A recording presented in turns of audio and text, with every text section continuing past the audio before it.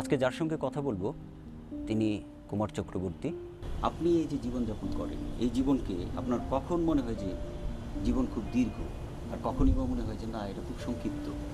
এর উত্তর আসলে না যদি আমাকে জিজ্ঞাসা করতেন তাহলে হয়তো আমার ভালো হতো। সাধারণ জীবনযাপনের, প্রতিদিনের জীবনযাপনের জায়গায় কখন সেটা দীর্ঘ, কখন সেটা প্রলম্বিত, কখন সেটা অর্থহীন? জীবনটা একটি ভ্রমণের মতো মনে হয়।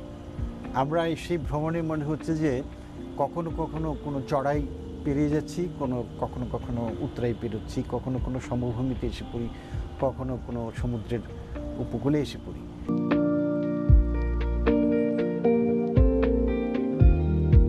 Tiger hunt, I right. বাঘ শিকার করে আমি লিখি, অর্থাৎ তিনি বাঘের প্রকৃতি এবং তার প্রকৃতিটাকে ধরেছেন এইভাবে। লেখক আসলে ঈশ্বরের গ্যারান্টি। বাঘের প্রবৃত্তির সাথে মানুষের যে লেখালেখি বা সৃষ্টিশীলতার প্রবৃত্তিকে মেলানো যায় না।